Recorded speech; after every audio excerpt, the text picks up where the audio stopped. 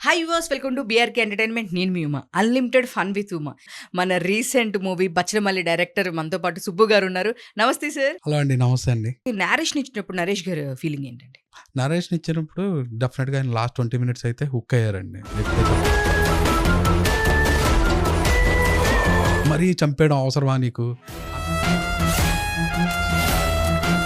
నాకనిపించింది positive ending ఇచ్చి ఏం చేస్తాం ఆ క్యారెక్టర్‌కి? One more regular climax.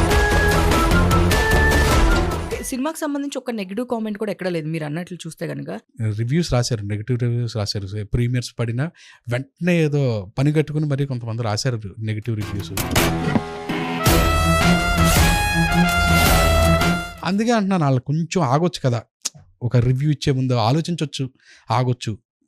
ఇప్పుడు ఏం లాభం? ఒక సెక్టర్ ఆఫ్ పీపుల్ థియేటర్ రాకుండా వాళ్ళ రివ్యూస్. మ్యారేజ్ చేసుకోకున్నంత సుఖం ఏది ఉండదు అని ఫిక్స్ అయిపోతారు. అసలు ఆ క్యారెక్టర్కి మీకు ఇన్స్పిరేషన్ ఏంటి? అది ఎలా తీసుకున్నారు? అది అంటే ఆ టైంలో 2018-17 టైంలో కూడా నాకు ఐడియాలజీ ఉండేది అలాగా. పెళ్ళెందుకు, పెళ్లి చేసుకుని ఏం చేద్దాం అనే చిన్నది ఉండేది. అది అసలు చేసేటప్పుడు సాయిధం తేజ్ గారు ఫస్ట్ మీరు చెప్పంగానే ఆయన రియాక్షన్ ఏంటి? దానికి హోంవర్క్ గానీ ఎట్లా ఉంది ఆ సినిమా అప్పుడు ఇన్సిడెంట్స్ ఏంటి? అది సూపర్ ఫన్ గా చేసామండి. ఇది నరేషన్ దగ్గర నుంచి నరేషన్ ఫస్ట్ హాఫ్ అయింది. అంటే చాలా ఎంజాయ్ చేస్తూ చేసిన సినిమా అండి అది. Hi viewers, welcome to BRK entertainment. నేను మీ Uma. Unlimited fun with Uma. ఈ రోజు అయితే ఫన్ వస్తుందా లేదా అని చూడాలండి. ఎందుకంటే ఈరోజు చాలా ఒక సీరియస్ పర్సన్ డైరెక్టర్ని తీసుకొచ్చి కూర్చోబెట్టాను. మన రీసెంట్ మూవీ బచ్చలమల్లి డైరెక్టర్ మనతో పాటు సుబ్బు గారు ఉన్నారు. నమస్తే సార్. హలో అండి. నమస్తే అండి. సో ఫన్ అన్నాం కానీ మీ దగ్గర నుంచి ఫన్ తీయాలంటే చాలా కష్టం అని ఫీల్ అయ్యాను. అలా ఏం లేదండి, అలా అంటే సోలో బ్రతికే సో బెటర్ ఫన్నేగా. అవును అవును. అంటే అమ్మో, బచ్చలమల్లి చూసిన తర్వాత నేను మళ్ళీ దాంట్లోనే ఉండిపోయాను సార్. ఆ అవునా? స్టేజ్‌లోనే ఉండిపోయాను. నరేష్ గారి క్యారెక్టర్ తప్ప నాకు మిమ్మల్ని చూస్తుంటే అదే క్యారెక్టర్ గుర్తొస్తుంది. అయ్యో లేదు, అలా ఏం లేదండి. బయట వేరేలా ఉంటది కానీ యాహ్! సినిమాలో క్యారెక్టర్ అది అంతే. అంతే.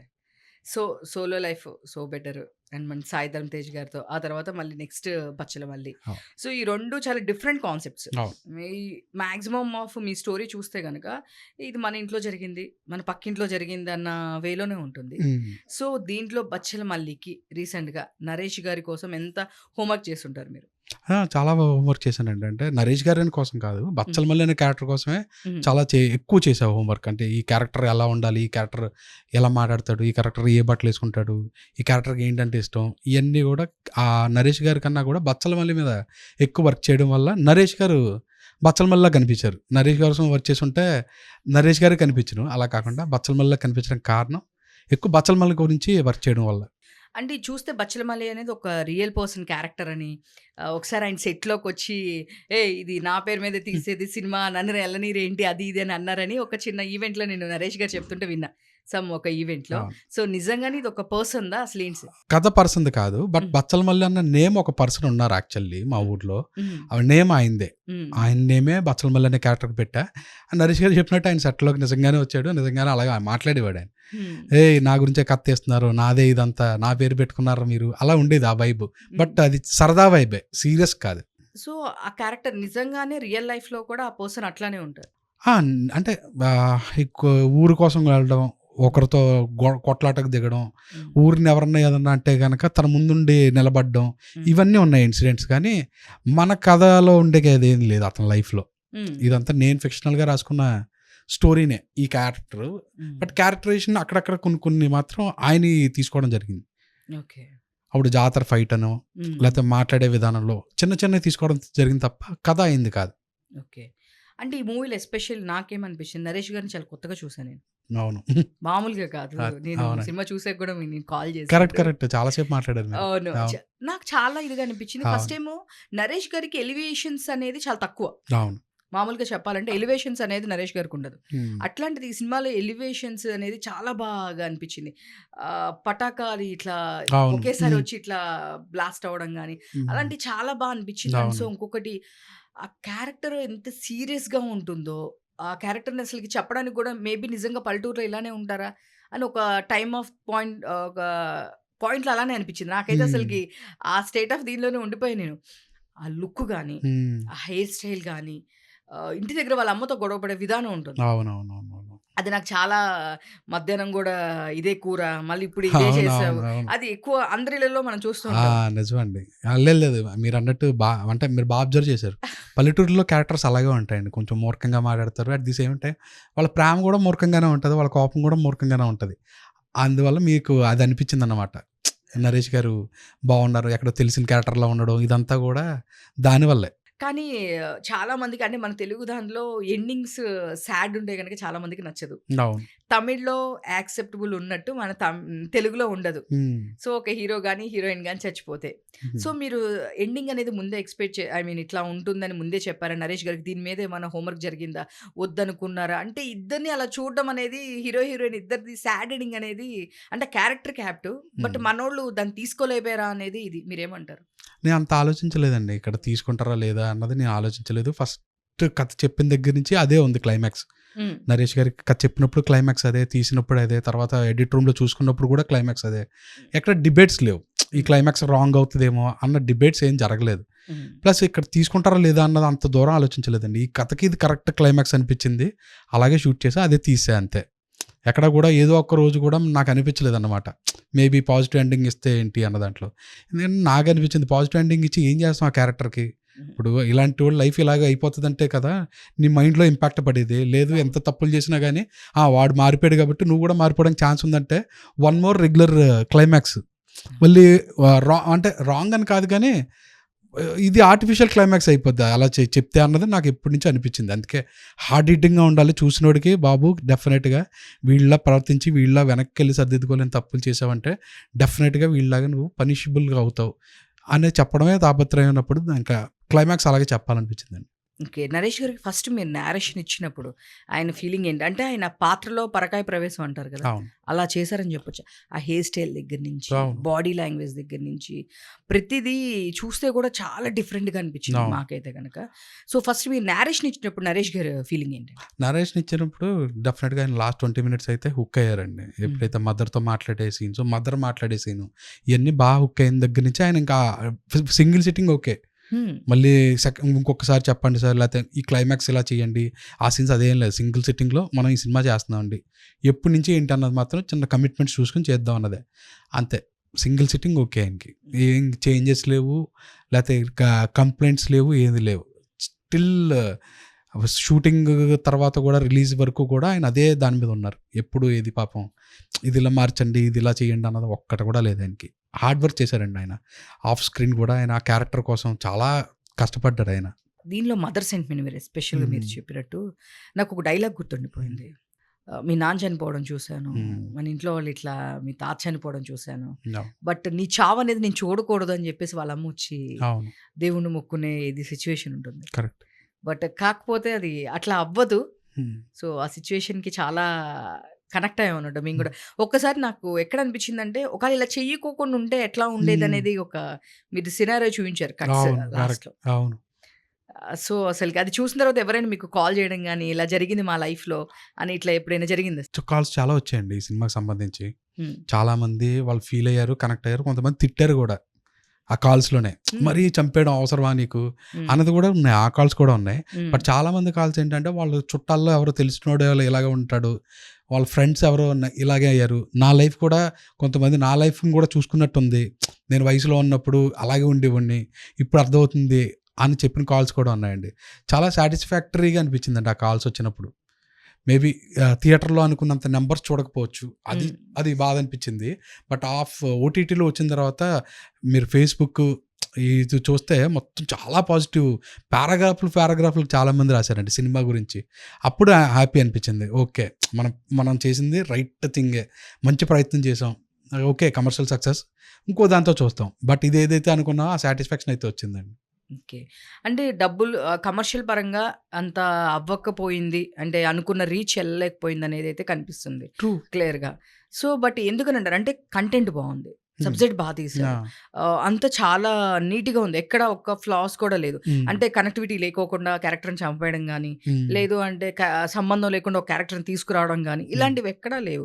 అన్నీ పర్ఫెక్ట్‌గా ఉంది. నరేష్ గారైతే అసలకి దానికి 100% న్యాయం చేశారు. అవును.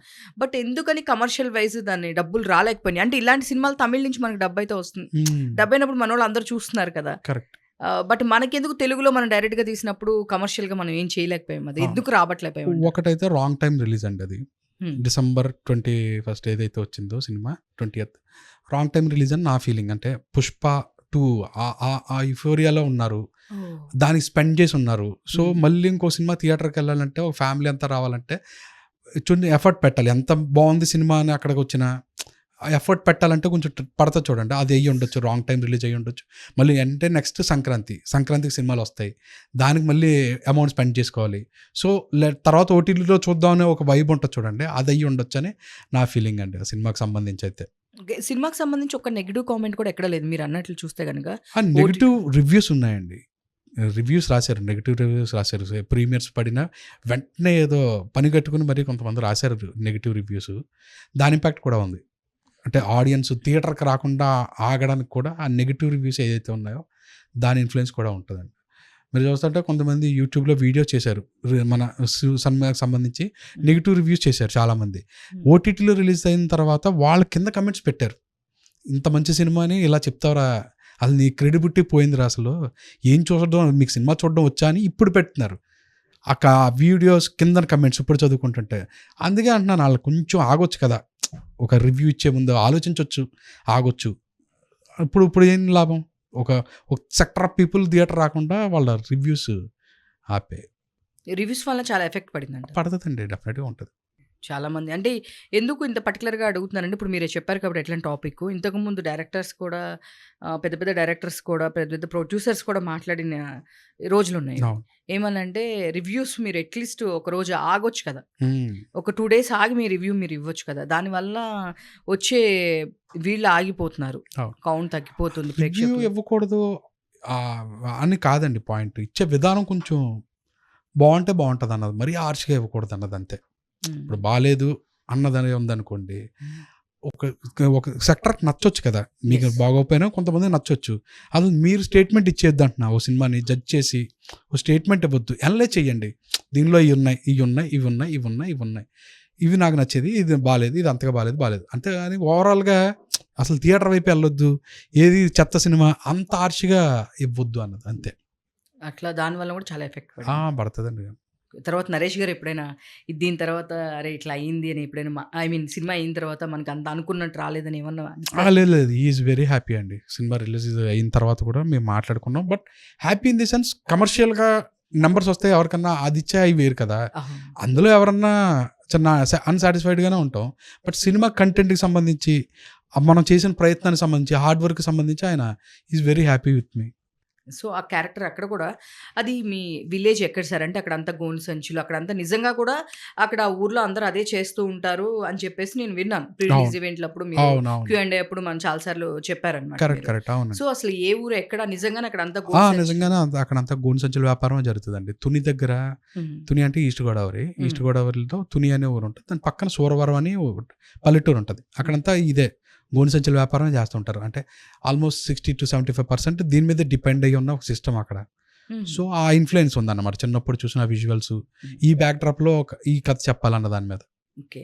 అంటే నేను ఈ స్టోరీస్ పరంగా అంటే మూవీ టైమ్‌లోనే నేను ఒక స్టోరీ విన్నాను. అంటే మీ పర్సనల్‌గా. హ్మ్. సో, వెళ్ళిపోయిన తర్వాత మళ్ళీ బ్యాక్ రాదన్న సిట్యుయేషన్‌లో హ్మ్. మీరు కూడా మీ మదరు ఓహ్, కరోనా టైమ్‌లో చనిపోయినప్పుడు కానీ మీరు వెళ్దాం అనుకుని ఊరు ఎళ్ళలేకపోయారు. బట్ నాకు ఆ అవును. మూవ్‌మెంట్ తిరిగి రాలేదు. నేను చాలా కనెక్ట్ అయ్యాను అవును. అన్నారు. అసలేంటి సార్ ఆ సిట్యుయేషన్? అదే కరోనా టైంలో మదర్‌కి కోవిడ్ వచ్చిందని తెలిసింది. హ్మ్. నేను వెళ్ళే ఛాన్స్ ఉంది. ఒకవేళ వెళ్ళాలనుకుని నిజంగా ఎఫర్ట్ పెడితే ఎళ్ళొచ్చు. బట్ ఆ టైంలో ఇంకా సినిమా రిలీజ్ ఉంది. వర్క్స్ ఉన్నాయి. చిన్న చిన్న వర్క్స్. బట్ పర్లేదు అంత సీరియస్‌గా వర్క్స్ ఏం జరగట్లేదు. వెళ్ళుంటే ఇంకోలా ఉండేదేమో రిజల్ట్. హ్మ్. నేను వెళ్ళలేదు. కరెక్ట్‌గా ఇంక పీక్స్ టైమ్ అన్నప్పుడు ముందు రోజు నైట్ బయలుదేరా. హ్మ్. తీరా ఎళ్లి కట్ చేసిన తర్వాత ఆ రోజు మధ్యాహ్నానికి తను చనిపోవడం అదంతా జరిగిందనమాట. అప్పుడు అనిపించింది. మేబీ ఎల్లుండుంటే ఇలా ఉండేది కాదు కదా! వెనక్కెళ్ళి సర్దిద్దుకోలేని తప్పు కదా మనం చేసింది. అనే మూమెంట్ స్ట్రైక్ అవ్వడం వల్ల అన్నమాట. ఆ ఇన్సిడెంట్ నాకు ఒక లెసన్ లాగా అయిపోయింది లైఫ్‌లో. మిస్టేక్స్ చేస్తాం ప్రతి ఒక్కడు. మూర్ఖత్వంతో చేస్తాం. లేకపోతే రకరకాలు చేస్తాం. బట్ వెనక్కెళ్ళి సర్దిద్దుకోలేని తప్పులు మాత్రం చెయ్యొద్దు. కాన్షియస్‌గా ఉండి గూడా అన్నది ఒకటి స్ట్రాంగ్ హిట్టింగ్ అనిపించి దాని మీద వేసిన కథ అండి. ఐడియాగా ముందు ఉండేది. హ్మ్. బట్ స్ట్రాంగ్ అవ్వడం కారణం ఆ ఇన్సిడెంట్ అన్నమాట. మేబీ మాట్లాడేవారేమో ఏమన్నా చెప్పాలనుకుంటే. ఏదన్నా జరిగుండొచ్చు. మేబీ ఇంకోలా అయ్యుండొచ్చేమో. ముందే ఎళ్ళుంటే. ఆ ప్రాసెస్‌లో ఇంకోటి జరిగుండొచ్చేమో. హ్మ్. ఇలా ఉండేది కాదేమో రిజల్ట్. సో, అట్లా అది కూడా దీనికి మీరు మెయిన్ దీనిలో తీసుకోవడం అనేది ఒక ఆ! ఆ ఐడియాని తీసుకోవడం అన్నమాట. వెనక్కెళ్ళి సరిదిద్దుకోవాలని, తప్పులు చేయొద్దు మూర్ఖత్వంతో అని ఐడియా రావడానికి అక్కడన్నమాట బేస్. సో, అక్కడ క్యారెక్టర్స్‌లో మనం చూసుకుంటే 'రావు రమేష్' గారు. హ్మ్. One of the main character ఆ సినిమాకి కరెక్టే. ఒక ఎసెట్ లాగా అవును. కూడా ఒక పిల్లర్ లాగా ఆయన కూడా. హ్మ్. సో, ఆయన క్యారెక్టర్ కూడా చాలా బాగా చూయించారు. అవును. అంటే నాకు ఎలా అనిపించిందంటే డెఫినెట్‌గా చాలామంది ఒక లవ్ ప్రపోజల్ అనంగానే వాళ్ళ బ్యాక్‌గ్రౌండ్ గాని, వాళ్ళేంటి, హ్మ్. వాళ్ళేం జేస్తున్నారు, ఏంటి ఇదే ఆలోచిస్తారు తప్ప వాళ్ళు ఎంతవరకు హ్యాపీగా ఉండగలరు, తను చూసుకుంటారా లేదా అనేది ఆలోచించరు. హ్మ్. బట్ మీరు కట్‌లో నాకెక్కడ నచ్చిందంటే సార్ ఒక పాయింటు, రావు రమేష్ గారు గూడా అలా చేయకోకుండా ఉంటే అవును. ఎలా ఉంటుందో సిట్యుయేషన్ అనేది మీరు అవును. చూయించారు అవును. చూసారా? కరెక్ట్. సో, అది చాలా డిఫరెంట్‌గా అనిపించింది. ఇప్పటి వరకు ఆ! నేను ఏ మూవీలో చూడల. అంటే ఒక కరెక్టే. హీరో అలా చేయకోకుండా ఉంటే మేబీ నిజంగా వేరేలా ఉండేదనేది ప్రతి సినిమాలో మనం చూస్తుంటాం. అవును. కానీ మీరు చూయించారు చూడండి. ఒక కరెక్ట్. ఫాదర్ పాయింట్ ఆఫ్ వ్యూలో గూడా ఫాదర్ అలా చేయకోకుండా ఉంటే వాళ్ళ కరెక్ట్. డాటర్ బతికుండేదేమో అనే ఒక పాయింట్ చూయించారు గదా! అవునవును. అది సో, దానికేమన్నా ఇన్‌స్పిరేషన్ గాని అసలు దానికేంటి సార్? లేదు అది రైటింగ్‌లో వచ్చిందేనండి. ఇప్పుడు హ్మ్. ఈ క్యారెక్టర్ తప్పు చేసిందంటే, ఈ క్యారెక్టర్ మాత్రమే మూర్ఖంగా ఉంటది అన్నది బోర్డర్ దాటిందనే చెప్పడం. మిగతా హ్మ్. వాళ్ళందరూ కూడా ఉంటారు. ప్రతి ఒక్కడికి మూర్ఖత్వం అన్నది ఉంటది చూడండి. అలా తీసుకున్నది. ఇప్పుడు 'రావు రమేష్' గారు కూడా ఒక్క విషయంలో వదిలేయొచ్చు కదా! లేతే ఇంకోలా డీల్ చేసి ఉండొచ్చు కదా! అలా ప్రతి ఒక్కడు మూర్ఖం ఉంటది. బట్ ఈడిదేంటంటే బోర్డర్ దాటేసిన మూర్ఖత్వం అయితుందని చెప్పడం అంతే. ఎవ్రీబడీకి అది ఉంటదండి ఆ క్యారెక్టర్.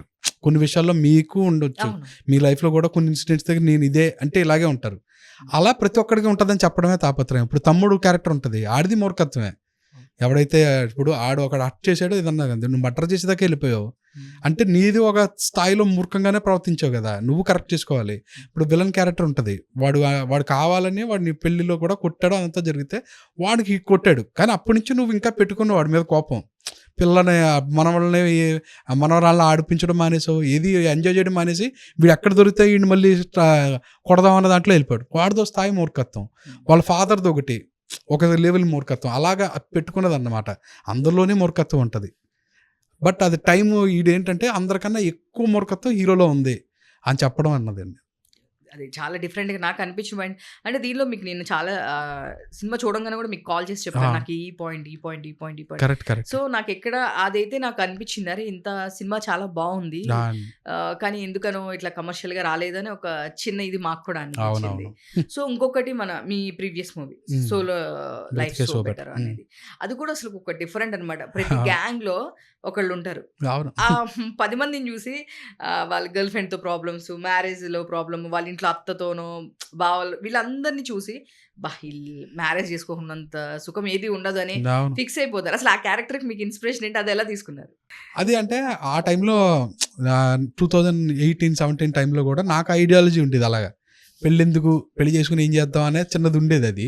అది చూసిన తర్వాత మా ఫ్రెండ్ సర్కిల్ కూడా అదే డిస్కషన్స్ ఉండేవి. మ్యారేజ్ అవసరమా? కాదా? మన ఫ్రీడమ్‌ని మనం ఇంకొకరి చేతిలో పెట్టడం ఎందుకు? తీసుకెళ్ళి అక్కడ ఎందుకు ఉండడం? అలా ఒక హీరో అనుకుని ఉంటే ఏంటి? అనుకునే దాని మీద స్టార్ట్ అయిన ఐడియా అండి అది. అప్పుడు బ్యాచిలర్ లైఫ్ చిన్న ఫ్రెండ్స్ తోటి చిల్ అయ్యే టైం కదా! హ్మ్. హ్మ్. ఈ ఫ్రీడమ్‌ని, సరదాని మనం రేపన్న రోజు ఇంకొకరికి చెప్పుకొని సమాధానం అయితే లేట్ ఎందుకయింది? ఉప్పు ఎందుకు తక్కువైంది? ఇలాంటి గొడవలు ఎందుకులే?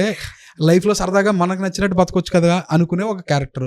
కట్ చేస్తే అసలు మనం మాత్రం ఇలాగ ఉన్నాం అనుకుంటే ఆడు చూసుకుంటే ఇన్‌స్పైరింగ్‌గా అక్కడ అటల్ బిహారీ వాజ్పేయి గారు, ఆర్ నారాయణ మూర్తి గారు, లతా మంగేష్కర్ గారు వీళ్ళందరి లైఫ్‌లో చూసుకుంటే ఎవరికీ పెళ్లి అవ్వలేదు. Mother Teresa. సో, వాళ్ళే అవ్వలేనప్పుడు వాళ్ళు గొప్పోళ్ళు అయ్యారు కదా! సో, అనుకునే ట్రావెల్‌లో వాళ్ళ మామయ్య క్యారెక్టర్ ఒకడు. "ఒరేయ్ పెళ్ళొద్దురా బాబు" అని చెప్పి ఇంకొక క్యారెక్టర్. ఇలా ఒక ఫిలాసఫీ రాసుకుని 108 శ్లోకాలు రాసుకుని ట్రావెల్ అయ్యే ఒక క్యారెక్టర్ అలా స్టార్ట్ అయింది. అసలకి చేసేటప్పుడు 'సాయి ధరమ్ తేజ్' గారు ఫస్ట్ మీరు చెప్పంగానే ఆయన ఆ! రియాక్షన్ ఏంటి? దానికి హోంవర్క్ గాని ఎట్లా ఉంది? సినిమా అప్పుడు లే ఇన్సిడెంట్స్ ఏంటి అది సార్? సూపర్ ఫన్‌గా చేసామండి ఇది. హ్మ్. నరేషన్ దగ్గర నుంచి నరేషన్ ఫస్ట్ హాఫ్ అయింది. హ్మ్. తర్వాత కొన్ని రోజుల తర్వాత సెకండ్ హాఫ్ అయింది. విన్న దగ్గర నుంచి తేజు గారు అంటే చాలా ఎంజాయ్ చేస్తూ చేసిన సినిమా అండి అది. దాంట్లో ఒక సాంగ్ కూడా చాలా హైలైట్ అయింది. ఏది నేనేనా? అవును. సో, ఆ సాంగ్ గూడా చాలా హైలైట్ అయింది. అవునవును. దాంట్లో ప్రతి క్యారెక్టర్ నాకు కామెడీ మీరు ఎప్పుడూ ఒక కామెడీ ట్రాక్ సెపరేట్ ఉండదు. ఆ! మీ సినిమాలో చూసుకుంటే ఇన్‌బిల్డ్ ఒకటుంటుంది. డెఫినిట్‌గా ఒక ఫన్నీ ఇదనేది ఉంటుంది. అవును. కాన్వర్జేషన్‌తో పాటు ఉంటుంది తప్ప, మీరు సెపరేట్‌గా ఒక ట్రాక్ పెట్టి అట్లా అయితే ఎప్పుడు పెట్టరు. ఉండదండి అలా. సో, దీనిలో అసలుకి ఆ స్టోరీకి ఎన్ని డేస్ పట్టింది? మీరు ఎన్ని డేస్ తీశారు సార్ అది సోలోలో? సోలో బ్రతికే వర్కింగ్ డేస్ వచ్చేసి 60. హ్మ్. 60 డేస్‌లో ఫినిష్ అయిపోయిందప్పుడు. అది రాయడం అయితే చాలా ఇన్సిడెంట్స్ రాయడం వల్ల అది 1.5 ఇయర్, 2 ఇయర్స్ పట్టిందండి. ఐడియా స్టార్ట్ అయిన దగ్గర నుంచి నరేషన్‌కి వెళ్ళేంత వరకు అయితే 1.5 ఇయర్ ట్రావెల్ పట్టింది. ఎందుకంటే అది ఒక కథలా చెప్పలేం. ఆ ఇన్సిడెంట్స్ చెప్పాలది. ప్లస్ ఏంటంటే ఫస్ట్ హాఫ్ వరకు హీరోయిన్ ఉండదు అందులో. అవును. ఇంటర్వెల్‌కి హీరోయిన్ వస్తది. అంటే ఫస్ట్ హాఫ్ వరకు ఎంత హోల్డ్ అయ్యి చేయాలన్న దాని మీద ఇన్సిడెంట్స్‌ని పేర్చడం కోసం పట్టింది. 60 డేస్‌లో అయిపోయిందండి సినిమా అది. అంటే సాయి గారితో ఒక మంచి మూమెంట్స్ అంటే, ఫన్నీ మూమెంట్స్ అంటే, అంటే మీరన్నారు కదా! మొత్తం ఫన్నీగానే జరిగింది మాకు అని. సో, మంచి ఫన్నీ మూమెంట్స్ అంటే ఏం చెప్తారు? ఆయనతోటి అంటే ఆఫ్ స్క్రీన్ బాగుండేదండి. అంటే షూటింగ్ టైంలో సీన్ చెప్పేటప్పుడు హ్మ్. ఆయన ఇంప్రూవైజేషన్స్ హ్మ్. అవి బాగుండేవి. అంటే నేను ఇలా డైలాగ్ చెప్పిన తర్వాత ఆయన దాన్ని అర్థం చేసుకుని ఇంకా బెటర్‌గా చెప్పేవారు. హ్మ్. అయి నిపిచ్చేదండి. ప్లస్ అంతా సత్య, వెన్నెల కిషోర్ అన్న వీళ్ళంతా ఒక సింక్‌లో ఉండే బ్యాచ్ కదా! హ్మ్. ముందు నుంచి పరిచయం వీళ్ళంతా. సో, ప్రతిరోజు బాగుండేదండి. ఫన్నీగా. ఆయన గట్టిగానేదేంటంటే రేయ్! ఇప్పుడు నువ్వు సోలో బ్రతికే సో బెటర్ అని చెప్పి ఫ్యూచర్‌లో పెళ్లి చేసుకున్నావంటే అప్పుడు చెప్తా నీ సంగతని హ్మ్. అలా ఆట పట్టించేవారు ఆయన. అట్లా అనేవాళ్ళా సాయి? అనేవారు సరదాగా. సో, మీరు ఆ సినిమా తర్వాత మ్యారేజ్ చేసుకున్నారా సార్? ఆ సినిమా తర్వాత అయింది. అవును. మరి మీరే చెప్పి మీరే పెళ్లి చేసుకున్నారా నేను ఫైనల్‌గా? క్లైమాక్స్‌లో చేసుకోవడం మంచిదని చెప్పాను కదండీ! నేను వద్దని చెప్పలేదు. హ్మ్. సోలో బ్రతికే సో బోరింగ్ అని చెప్పాం. లాస్ట్‌లో అది మరి అంతే క్లైమాక్స్‌లో కదా! అప్పటి వరకేమో అవును. అది చెప్పి దాంట్లో కూడా ఇంకో క్యారెక్టర్ నాకు చాలా అనిపించింది. రావు రమేష్ గారి క్యారెక్టర్. హ్మ్. సో, అసలు దాని క్యారెక్టర్‌కి ఇన్‌స్పిరేషన్ ఎవరు సార్? అది ఫిక్షనల్ క్యారెక్టర్ అండి. ప్లస్ దాంతో పాటు ఏంటంటే ప్రతి కుటుంబంలో నాకు తెలిసి ఒక క్యారెక్టర్ అలా ఉంటాడేమో మామయ్య. అంటే మా అల్లుడిని ఎప్పుడు ఒక గైడ్ చేసే ఒక మామయ్య ఉంటాడు చూడండి. హ్మ్. అది రాంగ్ అవ్వచ్చు, రైట్ అవ్వచ్చు, సరదా అవ్వచ్చు, సందర అవ్వచ్చు కానీ ఒక మామయ్య ఉంటాడు కదా! అలా ఒక మామయ్య ఈడికి ఉన్న ఫిలాసఫీని ఇంకొంచెం పెంచడం కోసం ఉంటే అలా అన్న దాంట్లో. తర్వాత అతను రియలైజ్ అయ్యే పాయింట్ చాలా బాగా చేశారు ఆయన. కేఫ్ దగ్గర సీన్ ఉంటుంది రావు రమేష్ గారిది. అంటే లేడీస్ ఆడవాళ్ళ గురించి చెప్పే సీన్ చాలా బాగుంటది. అంటే one of the best writings in my నేను రాసిన సీన్స్‌లో నేను గర్వంగా చెప్పొచ్చు ఈ సీన్ నేనే రాశానని చెప్పి.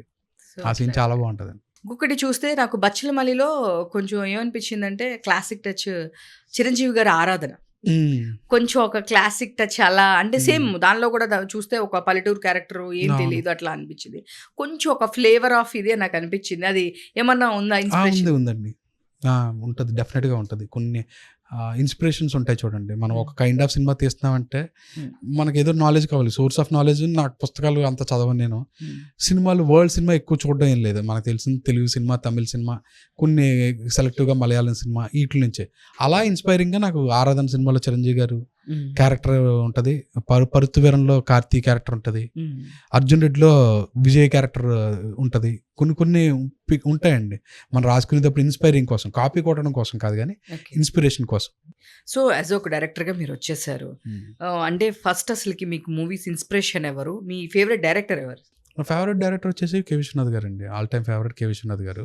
హ్మ్. ఇన్‌స్పిరేషన్ అంటే చిన్నప్పుడు మా ఇంటి దగ్గర టీవీ ఉండేది. హ్మ్. టౌన్ దగ్గర నుంచి వీసీపీ తెచ్చుకొని పెట్టి, క్యాసెట్స్ పెట్టడం అదంతా కూడా మా ఇంట్లోనే జరిగేది. హ్మ్. ఆ పెట్టేటప్పుడు పక్క ఊరు నుంచి, పక్క వీధిలో నుంచి వచ్చి అందరూ చూడటంతోటి ఓ ఇంట్రెస్ట్ స్టార్ట్ అయిందనమాట. ఓ సినిమాలో సంథింగ్ ఉంది అనే దాంట్లో. ప్లస్ నేనే ఆపరేట్ చేసేవాడిని అది. ఆన్, ఆఫ్ చేయడం, ఓకే. ఏదైనా రివైండ్ చేయాలంటే నేను, సౌండ్ పెంచాలంటే నేను. దానివల్ల ఏంటంటే స్పెషల్ ఇంట్రెస్ట్ వచ్చింది. సినిమా అంటే ఇంత ఉంటదా అన్న దాంట్లో. అక్కడి నుంచి స్టార్ట్ అయింది. ఓకే. అప్పుడు ఎక్కువగా మనకి చిరంజీవి గారి సినిమాలు, రాజేంద్ర ప్రసాద్ గారివి, బాలకృష్ణ గారివి ఇవి ప్లే చేసేవాళ్ళు. దానివల్ల సినిమా మీద ఇంట్రెస్ట్ స్టార్ట్ అయిందండి. సో, అంటే మీరు ఇంజినీరింగ్ అని చెప్పి హైదరాబాద్ వచ్చేసి సో, ఇక్కడ సినిమాల్లో ట్రై చేయడం ఏంటది ఆ! అసలు? అంటే ఒక స్టేజ్‌లో అది ఇంట్లో వాళ్ళ కోసమే ఇక్కడికి రావడం అనేది జరిగిందని చెప్పేసి అవునవును. విన్నాను. అసలు అవును. ఏంటి సార్ ఆ స్టోరీ ఏంటి? అంటే హైదరాబాద్ రావాలనేది టార్గెట్. సినిమాల కోసం వస్తామంటే ఆహ్, ఇంట్లో వాళ్ళు ఒప్పుకోవచ్చు కానీ చుట్టాలు ఒప్పుకోరు. పీకు తింటారు చూడండి. ఫస్ట్ ఆళ్ళ ప్రెజర్‌ని తగ్గించాలనే దాంతోటే హ్మ్. ఇంజినీరింగ్ చదవడం కోసం వస్తానని తెలుసు. మా ఇంట్లో తెలుసు. మా ఇద్దరికి ఒక క్లారిటీ ఉంటది. హ్మ్. ఇది చదవడానికెళ్ళినా ఇది చదువు కోసం కాదన్నది ఒక క్లారిటీ ఉంటది. హ్మ్. సో, ఇక్కడికి రావడం ఈ ప్రాసెస్‌లోనే ఇక్కడ పరిచయాలు పెంచుకోవడం, రకరకాల ట్రావెల్, రసూల్ గారు కెమెరామెన్ రసూల్ గారి దగ్గర హ్మ్. జాయిన్ అవ్వడం. అక్కడి నుంచి అలా ఊసరవెల్లి సినిమాకి వర్క్ చేయడం. తర్వాత ఒంగోలు గిత్త భాస్కర్ గారి దగ్గర అలా అన్నమాట. మెయిన్ చుట్టాల కోసమే. సో, దీని మీద కూడా మీ టాపిక్ ఏమన్నా పెడతారా సార్? డెఫినిట్‌గా ఫ్యూచర్‌లో అంటే మీ సిట్యుయేషన్ సినిమా వస్తే పెడతానండి ఏదో దాంట్లో. సిట్యుయేషన్ చూస్తే పెడతారా? రాబందులు చుట్టాలు ఒకటే అని. అంతే అంటారా? సో, అంటే మీరు ఎంతమంది దగ్గర వర్క్ చేశారు? నేనా ఇప్పటికి? రసూల్ గారి దగ్గర అసిస్టెంట్ డీఓపీగా వర్క్ చేశా. తర్వాత బొమ్మరిల్లి భాస్కర్ గారి దగ్గర చేశానండి. హ్మ్. తర్వాత విరించి వర్మ, ఉయ్యాల జంపాల, మజ్ను హ్మ్. తన దగ్గర చేశా. మేజర్ వీళ్ళ దగ్గర. సో, అంటే ఈజీ ఇండస్ట్రీకి రావడం అనుకునే థాట్ తీసుకోవడం చాలామంది ఇన్‌స్పైర్ అయ్యి ఇక్కడి వరకు వస్తారు. చేయాలని, డైరెక్టర్ అవ్వాలని, ఆర్టిస్ట్ అవ్వాలని, ఇంకొకటి అవ్వాలని చాలామంది వస్తారు. కానీ ఇక్కడ ఎప్పుడు ఛాన్స్ వచ్చిద్దో, ఎవరు ఛాన్స్ ఇస్తారో అండ్ బ్యాక్‌గ్రౌండ్ లేకోకుండా ఒకటి అచీవ్ చేయాలంటే చాలా అంటే చాలా టఫ్. అవును. సో, మీరు అసలు మీకు బాగా టఫ్ సిట్యుయేషన్ అంటే నేను వచ్చి ఇన్ని డేస్ అవుతుంది, లేదా ఇంత టైం అవుతుంది. సో, ఇంకా ఏం ఆపర్చునిటీ రాలేదు, లేదు వర్క్ చేస్తున్నాను గానీ నాకు లైమ్ లైట్‌లోకి రాలేదు. ఇలా మీరు బాగా బాధపడిన సిట్యుయేషన్ అరే! ఎందుకు నాకు అని ఎప్పుడైనా బాధపడిన సిట్యుయేషన్? లేదు. అంటే ఒక్కసారి కూడా అలా అనుకోలేదండి. హ్మ్. నేను ప్రాసెస్‌ని ఎంజాయ్ చేస్తూనే ఉన్నా. హ్మ్. డైరెక్టర్ అవ్వాలని వచ్చిన దగ్గర నుంచి డైరెక్టర్ అయ్యేదాకా కూడా హ్మ్. ఆ ప్రాసెస్ నేను ఎంజాయ్ చేస్తూనే ఉన్నాను తప్ప అన్ని కష్టాలు పడలేదు టు బీ ఫ్రాంక్. హ్మ్. అంటే ఆకలి కష్టాలు గానీ, హ్మ్. లేతే ఎక్కడ ఉండడానికి షెల్టర్ లేకపోవడం గానీ ఆ కష్టాలు లేవు. ఓకే. ఉన్నాయని చెప్తే అది అబద్ధం అవుద్ది. అబద్ధం లేదు అయిపోయింది. అంత కష్టపడలేదు నేను. కష్టపడలేదంటే ఈ రెగ్యులర్‌గా అవును. అసిస్టెంట్ డైరెక్టర్స్‌కి ఉంటాయి చూడండి కొన్ని అవును. కష్టాలు అయ్యి లేవు. ఏదో సోర్స్ ఉండేది. హ్మ్. ఫ్రెండ్స్ ఉండేవాళ్ళు. సినిమా రెగ్యులర్‌గా రన్నింగ్‌లోనే హ్మ్. వర్క్ చేస్తూ ఉండేవాడిని. ఆ ప్రాసెస్‌లో రాసుకుంటా ఉండడం అలాగయింది. అంత సినిమా కష్టాలు పడలేదు నేను. హ్యాపీగానే వచ్చేసారైతే మీరు. హ్యాపీగానే ఉందండి. ఆ ట్రావెల్ అంతా. యాక్చువల్లీ ఆ ట్రావెలే ఇప్పుడు తలుచుకుంటే అదే అనిపిచ్చేది. సో, ఆ ఓకే. ప్రాసెసే బావుంటది. ఓకే. ఇప్పుడు డైరెక్టర్ అయ్యేదానికన్నా డైరెక్టర్ వచ్చే ప్రాసెస్ ఆ బావుందండి. ప్రాసెసే బావుంటది. ఇంకా ఏదో అని హోపు హంగర్ ఉంటది చూడండి. అది అవును. అప్పుడు ఇంకా ఎక్కువుంటది. ఇప్పుడేంటంటే మళ్ళీ నెక్స్ట్ ఏం కథ రాయాలి? ఎవరితో చేయాలి? ఈ ప్రాసెస్‌లో పడిపోయింది. హ్మ్. అప్పుడంటే ఇంకా అన్నీ ఓపెన్ కదండీ. అవును. బావుండేది ఆ కిక్. సో, ఇప్పుడింక మీరైతే గనక ఎవరైనా ఒక డ్రీమ్ హీరోతో నేను తీయాలి. నాకిప్పుడు అంటే ఎవరికైనా ఉంటారు ఒక హీరో. మీరు 'చిరంజీవి' గారు ఎట్లా మీకు ఇన్‌స్పిరేషన్ అన్నారో, అలా ఒక హీరోతో నేను చేయాలి అని అంటే ఎవరితో మీ ఇన్‌స్పిరేషన్? నాకు 'నాని' గారితో చేయాలని ఎప్పుడు అనిపిస్తదండి. ఓకే. నేచురల్ స్టార్ 'నాని' గారితో చెయ్యాలనేది ఎప్పుడు నాకు డ్రీమ్ అంటే ఓకే. మరీ పెద్ద పదం గానీ చాలా ఇష్టం ఆయనతో చేయడం. ఓకే. ఎప్పుడైనా ట్రై చేసారా? ఎక్స్‌పెక్ట్ చేయొచ్చా మేము? నేను ట్రై చేస్తా ఉంటాను ప్రతిసారి ఓ కథ రాసుకోవడం ఆయన కోసమే రాసుకుంటా. హ్మ్. కొన్ని కథ సోలో బ్రతికే ఆయనకి చెప్పా. బచ్చలమల్ల ఆయనకి చెప్పలేదు. ఓకే. సో, నాకు యాక్సెస్ ఉంది కాబట్టి ఆయనతోటి. హ్మ్. సో, మళ్ళీ ఆయన కోసం రాసుకుంటా. ఆయనకి చెప్తే ఆయన్ని నచ్చి ఆయనతో జరుగుతది. లేతే వేరే దాంట్లోకెళ్తా. బట్ నాకు ఫస్ట్ 'నాని' గారు స్ట్రైక్ అవుతుంటారు. ఏ క్యారెక్టర్ హీరో క్యారెక్టర్ రాసుకున్నా సరే. ఓకే. అంటే ఎందుకని చాలా నేచురల్‌గా ఆయన ఓ పక్కింటి అబ్బాయిలా ఉంటాడా? అలా ఏం లేదా? కాదు. ఏ కథ రాసినా ఆయన సూట్ అవుతాడు అందుకు. ఓకే. ఏ కథ రాసుకున్నా ఆయన ఫిట్ అయిపోతాడు ఆ క్యారెక్టర్‌కి. హ్మ్. సో, హీరో ఇమేజ్ కనపడుతుందంటే మనకు రాయడం ఈజీ అవుతది చూడండి. హ్మ్. అలా 'నాని' గారు నాకు. హ్మ్. ఆ కథ రాయడానికి ఇన్‌స్పైరింగ్‌గా ఆయన ఫిగర్ అలాగా హీరో ఫిగర్‌లా పెట్టుకుంటే స్పీడ్‌గా వర్క్ అవుతుంటది బ్రెయిన్. అందుకని 'నాని' గారిని పెట్టుకుంటాను ఎప్పుడు. రైటింగ్ బెటర్ అనుకుంటున్నారా? అంటే రైటర్ నుంచి డైరెక్షన్ చేయడం అనేది చాలా వాళ్ళకి చేస్తే చాలా ఈజీ ఉంటుంది. బట్ హ్మ్. రైటర్ వేరు, డైరెక్టర్ వేరు అంటే డిఫరెంట్ ఉంటుంది. సో, మీరు రైటింగ్ చేస్తారు అండ్ హ్మ్. డైరెక్షన్ చేస్తారు. అవును. సో, మీకు ఏది ఈజీ అనిపిస్తుంది? ఏది టఫ్ అనిపిస్తుంది? రైటింగే టఫ్ అండి. డైరెక్షనే ఈజీ. హ్మ్. రైటింగ్ అప్పుడే చాలా స్ట్రగుల్ అవుతుంటది బ్రెయిను. హ్మ్. డైరెక్షన్ అంటే ఒక క్లారిటీగా ఉంటది. ఒక సిస్టమ్ ఉంటది కాబట్టి డైరెక్షన్ ఈజీగానే అనిపిస్తుంది. నాకు రైటింగే టఫ్ జాబ్. సో, దీంతో one of me partner writing ఇద్దరు కలిసి చేస్తూ ఉంటారు మధు గారు. అవును. సో, ఎట్లాగా మీరిద్దరు ట్రావెలింగ్ ఎప్పటినుంచండి అసలు? ఇదే బచ్చలమల్లి దగ్గర నుంచండి. బచ్చలమల్లి స్క్రాచ్ దగ్గర నుంచి ఆయన ట్రావెల్ చేస్తున్నాడు. హ్మ్. సో, అక్కడి నుంచే ట్రావెల్. ఓకే. ఇప్పుడు కూడా ఐడియాస్ ఆయనతోటే షేర్ చేసుకుంటూ ఉంటాం. ఇలాంటి ఐడియా అనుకుంటున్నాను కాబట్టి. అంటే మీరు ఇప్పుడు ఇంతకు ముందు లేదు. ఓన్లీ బచ్చలమల్లి నుంచే బచ్చలమల్లి దగ్గర నుంచే. బచ్చలమల్లి దగ్గర నుంచి. ఇప్పుడు నెక్స్ట్ ఇంకా ఫర్దర్ ప్రాజెక్ట్‌లో ఇద్దరు కలిసి చేస్తారా? ఖచ్చితంగా అండి. అంటే ఎట్లా ఇద్దరు రైటింగ్ షేర్ చేసుకుంటారా? లేదా ఏమైనా మిస్టేక్స్ ఉంటే చెప్పడమా? ఒకేసారి స్క్రిప్ట్ అదేది ఏమన్నా ఇన్‌పుట్స్ ఇస్తారా? ఎట్లా అసలకి? లేదు నేను ఐడియా చెప్తా. ఇలాంటి ఐడియా ఒకటి అనుకుంటున్నానంటే దాన్ని ఎలాబొరేట్ చేసి చెప్తా. హ్మ్. దాన్ని ఇంకా బెటర్ చేయొచ్చంటే ఆయన ఇలా వెళ్ళొచ్చని అది ఆయన త్రూ చేస్తారు. లేదా అసలు వర్కౌట్ అవ్వదంటే అది కూడా చెప్పేస్తారు. ఈ ఐడియా వద్దులంటే సరిపోవట్లేదు అన్న దాంట్లో. హ్మ్. సో, అలా ఉంటదనమాట. నేను ఒకటి చెప్పడం, ఆయన దాన్ని అనలైజ్ చేసుకొని ఇంకొకటి చెప్పడం అలాగా. బ బ ఆయన కొన్ని నాకు తెలియని సినిమాల రెఫరెన్స్‌లు చెప్తారు. తన లైఫ్‌లో జరిగిన ఇన్సిడెంట్స్ చెప్తా ఉంటారు. సో, అలా నాకు ఇంకోటి స్ట్రైక్ అవుతా ఉంటది. అలా రాసుకుంటా వెళ్తా ఉంటాం. ఓకే. సో, అంటే ఇప్పుడు మీరు తమిళ్‌లో కూడా అంటే మీరు అన్ని తమిళ్, తెలుగు మూవీస్ అన్నీ చూస్తుంటారు కానీ హ్మ్. తమిళ్‌లో చేయాలనుకుంటే ఎవరితో చేయాలి? ధనుష్‌తో చేయాలనుకుంటా. ధనుష్ గారితోటి. హ్మ్. ధనుష్ గారితో చేద్దామని చెయ్యాలనుకుంటానండి ఎప్పుడన్నా అవకాశం వస్తే. హ్మ్. ఆయన కూడా నాకు చాలా ఇష్టం ధనుష్ గారు. ఓకే. ఆయన కూడా ఏదైనా ఒక మాస్ అనా? లేదు అంటే ఎట్లా? ఏదన్నా 'నాని' గారిని పెట్టుకొని రాసుకుంటే అది ఆయన కూడా ఫిట్ అవుతుంటాడు. అలా 'నాని' గారిని పెట్టుకునే రాసుకుంటే తర్వాత అది దాన్ని బట్టి ధనుష్ గారు సెట్ అయ్యేలా దాన్ని మార్చుకుంటాం. ఓకే. సో, తమిళ్‌లో అయితే ధనుష్ గారు ధనుష్ గారితో చేయాలని కోరిక. సో, ఇంక ఇదేనా డైరెక్షన్‌లో ఉందామనుకుంటున్నారా? లేదా ఏమైనా ప్రొడక్షన్ గాని, ఇంకేమన్నా ఫ్యూచర్‌లో లేదండి, డైరెక్షన్ అంతే. డైరెక్షన్ అంతే. ప్రొడక్షన్ అలా అంత అది చాలా పెద్ద జాబ్ అండి ప్రొడక్షన్ కూడా. చాలా హ్మ్. ఇప్పుడు అందరూ డైరెక్టర్స్ కూడా చాలా మూవీస్ ఇప్పుడు ప్రొడ్యూస్ దీనిలో 'నాని' గారు కూడా చూస్తే గనుక ప్రొడక్షన్‌లోకొచ్చారు. అమ్మో! అది చాలా పెద్ద జాబ్ అండి ప్రొడక్షన్ అన్నది. అదెప్పుడు మీరు అంత క్యాపబిలిటీ లేదు నాకు ప్రొడక్షన్ హ్యాండిల్ చేసే అంత. అంత లేదంటారు. ఆ! సో, మీ దృష్టిలో ఇప్పుడు చాలా మంది నాకు తెలిసి 'రావు రమేష్' గారు మీ ఫస్ట్ మూవీలోనూ ఉన్నారు. హ్మ్. సెకండ్ మూవీలోనూ ఉన్నారు. అవును. సో, కొంతమంది అలాగా మీ దానిలో ఉండిపోయిన వాళ్ళున్నారు. అవును. సో, ఇంకా అలాంటి నెక్స్ట్ మూవీలో కూడా 'రావు రమేష్' గారు కంటిన్యూషన్ ఉంటారు. రావు రమేష్ గారు కూడా ఉంటారండి. ఒక క్యారెక్టర్ ఏదోటి ఆయన గురించి అనుకుంటా నేను. ఆయన బాగా ఇష్టం నాకు. ఓకే. రావు రమేష్ గారు. రీసెంట్ మూవీస్ కూడా అయింది. చాలా బాగుంది. ఆయన one of the finest actors we have అండి, తెలుగు యాక్టర్స్. ఆయనలో 'రావు రమేష్' గారు. ఇంకా ఎవరు అనుకున్నా మీకు చాలా ఫేవరెట్ ఇట్లాంటి క్యారెక్టర్ ఆర్టిస్ట్‌లో?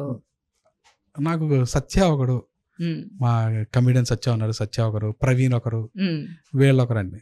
వెన్నెల కిషోర్ అన్న, వీళ్ళు అజయ్, వీళ్ళు ఉంటే బాగుంటుంది అనిపిస్తుంటది ఏదన్నా క్యారెక్టర్ సూట్ అయ్యేలా ఉంటే. వాళ్ళ ఫన్ అలా ర్యాపో కూడా ఉంటది కాబట్టి వాళ్ళతోటి సెట్ లో చాలా ఈజీగా ఉంటది. ఓకే.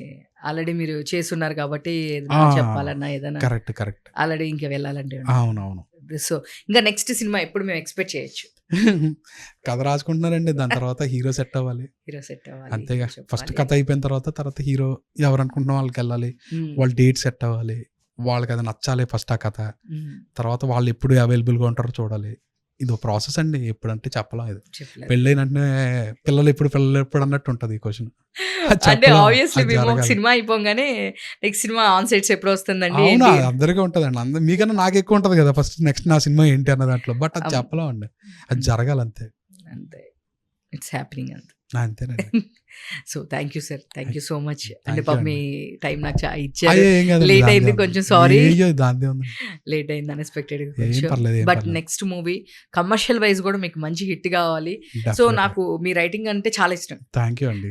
డైరెక్షన్ ఇష్టం, బట్ రైటింగ్ కానీ మీరు వాడే మీన్ ఎవ్రీ టైం మీకు చెప్తూ ఉంటాను నేను. సో, ఆ డైలాగ్ కూడా ఎప్పుడు నేను మర్చిపోలేను అనమాట. సో, దీనిలో కానీ మన నరేష్ గారు వాళ్ళ మదర్ క్యారెక్టర్, రోహిణి గారి క్యారెక్టర్ దీంట్లో నాకు చాలా అంటే చాలా నచ్చింది. అలాంటి క్యారెక్టర్స్ ని నేను నిజంగా చూసాను. లైవ్లీగా ఉంటే బాగుంటుంది. అవును, విలేజ్ లో నిజంగా నేను చూసాను. వాళ్ళ ఫాదర్ ని ఎప్పుడు ఒక మాట అన్నా ఆవిడ. వాళ్ళ హస్బెండ్ అట్లా చేస్తున్నా కూడా కనీసం ఒక మాట అనదు, ఏమనదు. సరే లైఫ్ కదా పోనీ అని చెప్పేసి ఇంకేదైనా వండుకొని తీసుకొస్తా ఉంటుంది. అలాంటి క్యారెక్టర్స్ నిజంగా రియల్ లైఫ్ లో ఉన్నాయి, నేను చూసాను. బట్ మీ సినిమాలో మళ్ళీ నేను చూసాను. ఎక్కడ మీది ఒక ఫిక్షన్ అనేది నాకు అనిపించదు. కరెక్ట్ అండి. మీ క్యారెక్టర్స్ ఎక్కడ చూసినా సరే నాకు మీ రైటింగ్ కానీ, మీ క్యారెక్టర్స్ కానీ, ఇన్బిల్డ్ కానీ, సిచ్యువేషన్స్ కూడా ఎక్కడ కావాలని వాంటెడ్లీ కానీ, ట్రాక్స్ కానీ ఎప్పుడు ఉండదు. కరెక్ట్ అండి. సో, అది నాకు చాలా ఇష్టము. సో, నెక్స్ట్ మూవీ కూడా చాలా ఈగర్ గా నేను వెయిట్ చేస్తున్నాను. థ్యాంక్ యూ అండి. Thank you so much. Thank you అండి. సో, చూసారు కదండి, ఇది మన ఈరోజు చిట్ చాట్. సో, ఇలాంటి మరిన్ని చిట్ చాట్స్ కోసం చూస్తున్నాండి బీఆర్కే ఎంటర్టైన్మెంట్. నేను మీ థ్యాంక్ యూ.